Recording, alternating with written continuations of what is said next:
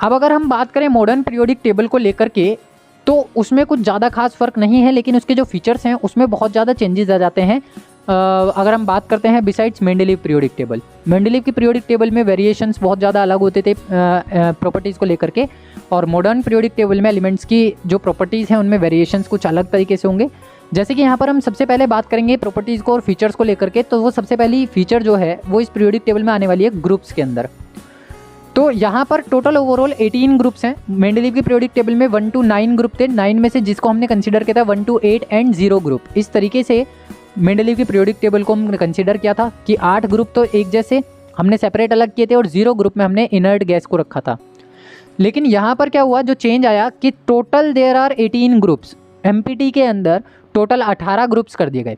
Mendeleev की periodic table में 1 to 8 जो ग्रुप्स थे उसमें से 7th ग्रुप तक सबको सब ग्रुप्स में डिवाइड किया गया था। तो 7 to 14 तो ये हो गए थे। 8 वाला सब ग्रुप में डिवाइड नहीं हुआ था और 0 वाला भी सब ग्रुप में डिवाइड नहीं हुआ था, लेकिन सब ग्रुप्स को हम टोटल ग्रुप्स में काउंट नहीं करते हैं। अब एमपीटी में जो ये चेंज आया कि टोटल ग्रुप कितने हो गए, 1 to 18 हो गए। टोटल 18 ग्रुप्स यहाँ पर देखने के लिए मिले।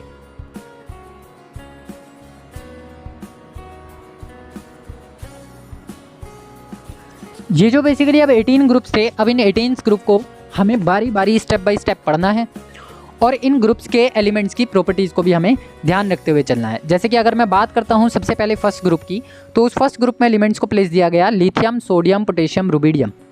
अब इन एलिमेंट्स को डाउनवर्ड ऐसे हम पढ़ते हैं क्योंकि इनकी प्रॉपर्टी सिमिलर पाई गई। एलिमेंट्स जो इसमें प्लेस हुए थे ग्रुप वाइज, उनको ग्रुप वाइज प्लेस करने के पीछे का रीज़न था सिमिलैरिटी इन दी प्रॉपर्टीज़। जिन एलिमेंट्स की प्रॉपर्टीज सिमिलर आती गई उनको हम डाउनवर्ड ग्रुप में प्लेस देते चले गए, जिनकी प्रॉपर्टीज डिफरेंट आती चली गई उनको हम पीरियड के अंदर प्लेस करते चले गए। सिमिलरली अगर मैं बात करता हूँ ग्रुप 17 की, तो उसमें एलिमेंट्स रखे हुए हैं fluorine, chlorine, bromine and iodine. अगर मैं बात करता हूँ ग्रुप सेकंड की, तो ग्रुप सेकंड में एलिमेंट्स रखे गए हैं बेरिलियम, मैग्नीशियम, कैल्शियम, स्ट्रोंशियम। इस तरीके से एलिमेंट्स को डाउनवर्ड रखा गया है। अब ये जो वर्टिकल हैं, ये जो ग्रुप्स की मैं बात कर रहा हूँ, ये वर्टिकल कॉलम्स भी कहलाते हैं, और ये जो हॉरिजॉन्टल रोज दिखाई दे रही हैं इनको हम पीरियड्स बोलते हैं। तो पीरियड्स हमेशा लेफ्ट टू राइट काउंट किए जाएंगे और ग्रुप्स हमेशा टॉप टू बॉटम काउंट किए जाएंगे। टॉप टू बॉटम इनकी प्रॉपर्टीज को स्टडी किया जाएगा।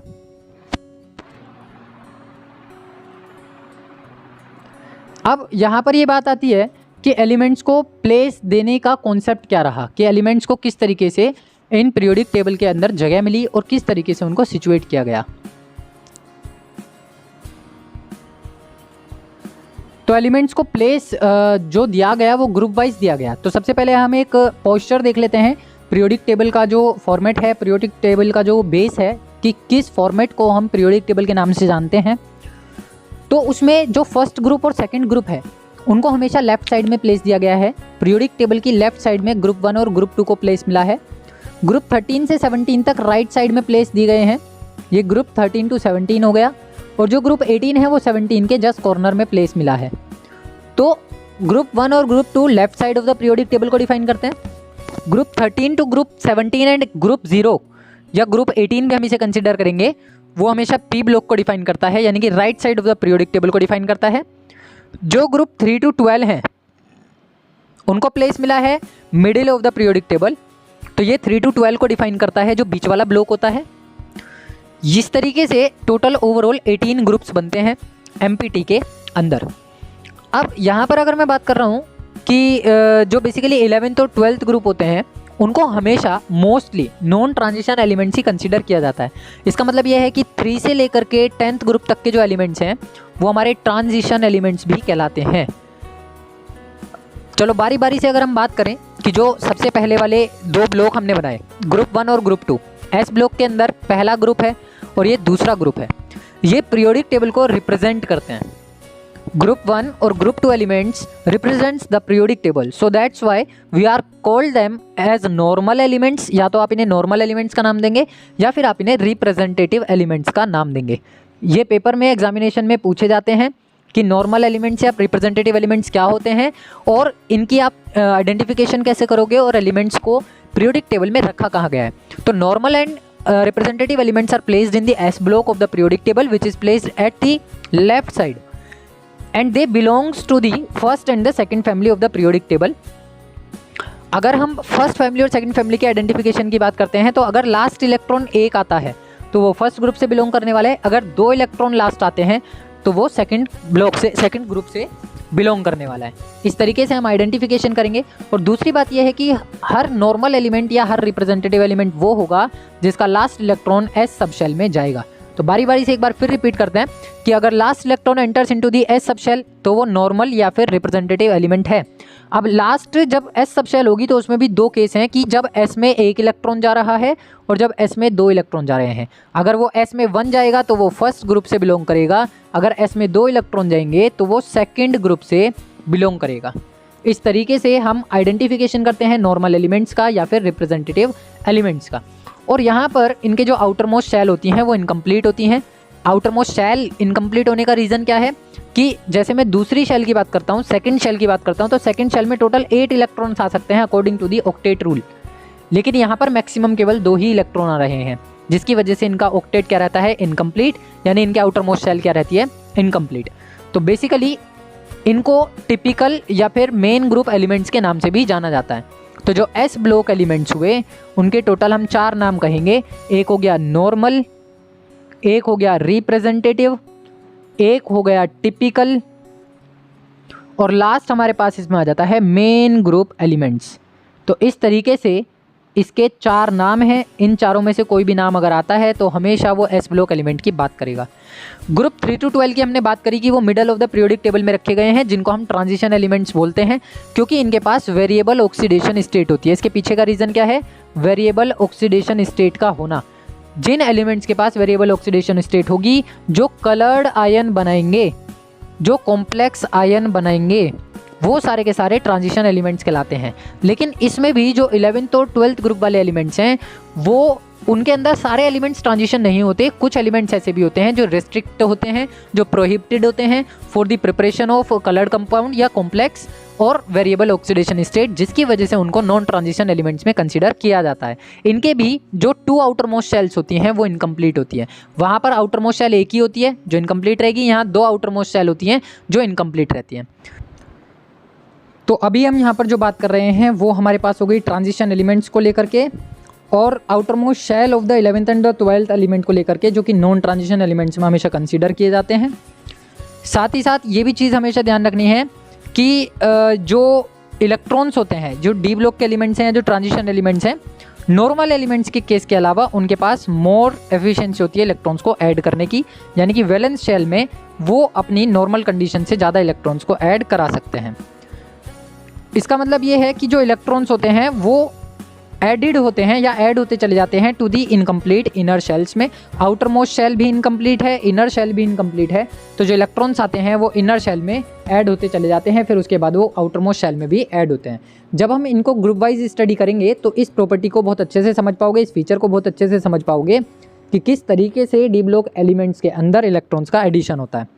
नेक्स्ट आ जाता है एलिमेंट्स 113 से लेकर के 117 तक आर नॉट नोन। 113 से 117 तक के जो एलिमेंट्स हैं, 113, 115 और 117, ये अभी डिस्कवर नहीं हो पाए हैं, लेकिन इनके लिए एक्सपेक्टेड पोजीशन लोकेट करके छोड़ दी गई थी। ग्रुप 18 अगर हम एलिमेंट्स की बात करते हैं, ग्रुप एलिमेंट्स की, जनरली ये एक्सट्रीम राइट पोजीशन पर रखे होते हैं, बिल्कुल कॉर्नर पर पीरियोडिक टेबल के, पी ब्लॉक के भी बिल्कुल साइड में, और इनको हम बोलते हैं नोबल गैसेस। जो ये 18th ग्रुप के एलिमेंट होते हैं उनको नोबल गैसेस के नाम से जाना जाता है। There are almost shells contain 8 electrons. इनके पास जो आउटर मोस्ट शेल होती हैं वो 8 इलेक्ट्रॉन को कंटेन करके रखती है। इसका मतलब है कि इनका ऑक्टेट कंप्लीट होता है। ऑक्टेट इनका कैसा है, कंप्लीट है। कंप्लीट ऑक्टेट होने की वजह से ये नॉन रिएक्टिव हैं, और नॉन रिएक्टिव हैं जिसकी वजह से इनको नोबल गैसेस के नाम से जाना जाता है। नेक्स्ट आ जाता है इनर ट्रांजिशन एलिमेंट्स, जो कि 14 elements with atomic number 58 to 71 हैं, और कुछ जो एटम्स हैं जिनका एटॉमिक नंबर कहाँ से स्टार्ट हो रहा है, 90 से 103 तक। एक तो सीक्वेंस, एक सीरीज़ हमने बनाई है 58 to 71, और एक सीरीज़ हमने बनाई है 90 to 103 की। इनको ट्रांजिशन एलिमेंट्स के अंदर किसी एक ग्रुप में, किसी एक पीरियड के अंदर प्लेस दिया गया है। 15 to 71 एक ही ग्रुप में, एक ही पीरियड के अंदर, एक ही बॉक्स के अंदर।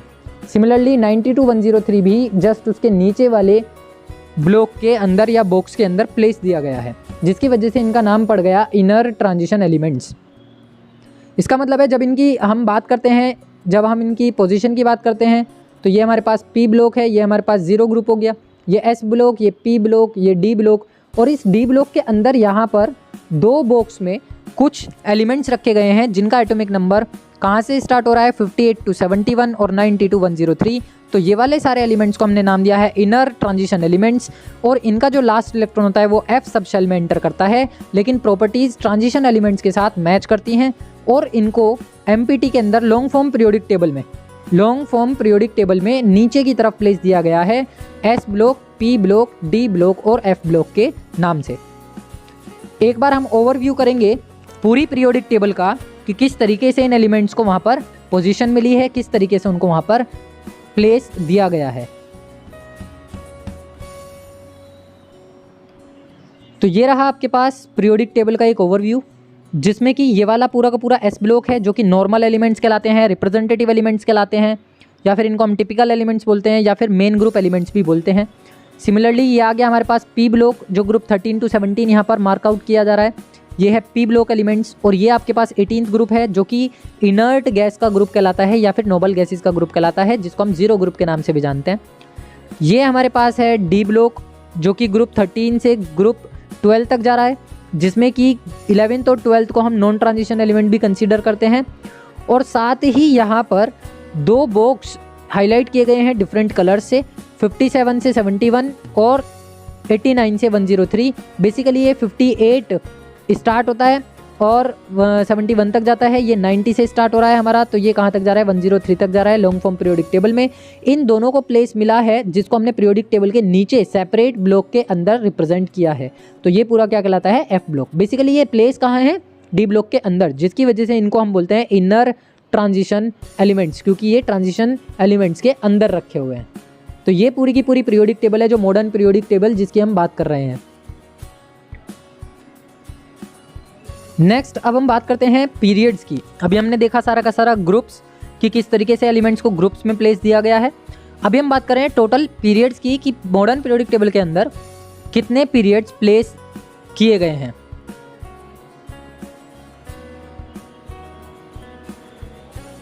देयर आर 7 रोज। इस पीरियोडिक टेबल के अंदर टोटल ऐसी 7 रोज हैं, 1 2 3 4 5 6 7, टोटल 7 रोज हैं।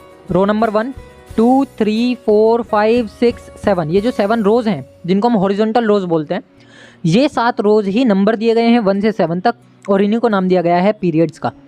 तो बेसिकली इनको हम स्टार्ट करते हैं फिल करना। तो पीरियड नंबर जो होते हैं उनको हम स्टार्ट करेंगे पीरियड नंबर 1 से। तो पीरियड नंबर 1 उसमें केवल एक ही एलिमेंट प्लेस्ड है एस ब्लॉक के अंदर, और एक एलिमेंट प्लेस्ड है 0 ग्रुप के अंदर। फिर पीरियड 2 की अगर मैं बात करता हूँ तो पीरियड 2 में 2 एलिमेंट प्लेस्ड है यहाँ पे, जो हाइड्रोजन, हीलियम, लिथियम, बेरिलियम। तो लिथियम और बेरिलियम को हमने यहाँ पे एस ब्लॉक में प्लेस किया।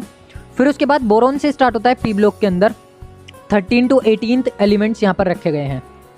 फिर उसके बाद हम थर्ड पीरियड की ब्लॉक की बात करते हैं, तो थर्ड पीरियड को कंप्लीट पूरा फिल किया गया है, 4th को पूरा फिल किया गया है, 6th को पूरा फिल किया गया है। इस तरीके से टोटल 7 पीरियड्स को हम डिवाइड करते हैं और उसमें एलिमेंट्स को फिल करते हैं। तो फॉर एग्जाम्पल अगर मैं बात कर रहा हूँ थर्ड पीरियड की, तो the third shell starts filling up as we move from left to right. जब आप लेफ्ट टू राइट जाओगे, देखो ये थर्ड पीरियड की हमने बात करी है जो यहाँ पर स्क्रीन पे आपको दिखाई दे रहा है, उसमें एलिमेंट्स सोडियम से लेकर के आर्गन तक प्लेस दिए गए हैं, और सभी में एक कॉमन चीज़ है कि सबकी 3 शेल्स हैं, सब किसी में 3 शेल्स बनी हुई हैं। पहली शेल में 2 इलेक्ट्रॉन, दूसरी शेल में 8 इलेक्ट्रॉन, तीसरी शेल में 1 इलेक्ट्रॉन। सिमिलरली अगर मैग्नीशियम की बात करता हूँ तो पहली शेल में 2, दूसरी शेल में 8, तीसरी शेल में 2। ऐसे ही एल्यूमिनियम की बात करते हैं तो पहली शेल में 2, दूसरी शेल में 8, तीसरी शेल में 3। इस तरीके से टोटल हर किसी एलिमेंट के अंदर 3 शेल्स बनी हुई हैं। फर्स्ट पीरियड की अगर मैंने बात करी है तो वो फर्स्ट पीरियड कहलाता है शॉर्टेस्ट पीरियड। ये 10th क्लास में भी सारी चीज़ें हमने पढ़ी थी क्लासिफिकेशन चैप्टर में। तो first period is called as the shortest period because it contains only 2 elements, that is hydrogen and helium. Second और third periods are called short periods because they contains only 8 elements. Fourth and fifth periods are called as long period because they contains 18 elements. And the sixth and seventh period are called as very long periods because they contains 32 elements. तो इस तरीके से पूरी periodic table में periods को place दिया गया है और पीरियड्स को नाम दिया गया है। फिर से एक बार मैं रिव्यू कराता हूँ पीरियोडिक टेबल में इन पीरियड्स का कि किस तरीके से कौन से पीरियड को किस नाम से जाना जाता है और वो कितने एलिमेंट्स को कंटेन करता है। So again this is the periodic table. अगर हम इसमें पीरियड्स की बात करते हैं तो this is known as the first period, second period, third period, fourth period, fifth period, six period and the seventh period. Total 7 periods हमारे पास हो गए। पहले पीरियड में केवल 2 ही एलिमेंट्स हैं जिसकी वजह से इसको शॉर्टेस्ट पीरियड का नाम दिया जाता है। सेकेंड पीरियड में टोटल अगर आप काउंट करके देखें तो 8 एलिमेंट्स बैठते हैं। ये जो 8 एलिमेंट्स हैं इसकी वजह से इसको शॉर्ट पीरियड के नाम से जाना जाता है। सिमिलरली थर्ड वाला जो पीरियड है ये भी शॉर्ट पीरियड के नाम से जाना जाता है क्योंकि दोनों के पास सेम नंबर ऑफ एलिमेंट्स हैं। टोटल 8 एलिमेंट्स इनके पास प्रेजेंट है। नेक्स्ट वन की अगर मैं बात करता हूँ तो आप काउंट कर सकते हो टोटल कितने एलिमेंट्स आ रहे हैं। Number 1 2 3 4 5 6 7 8 9 10 11 12 13 14 15 16 17 and 18। यहाँ पर 18 एलिमेंट्स, यहाँ पर 18 एलिमेंट्स, जिसकी वजह से ये क्या कहलाए, शॉर्ट पीरियड कहलाए, लॉन्ग पीरियड कहलाए। इनको क्या नाम दिया गया, लॉन्ग पीरियड्स का।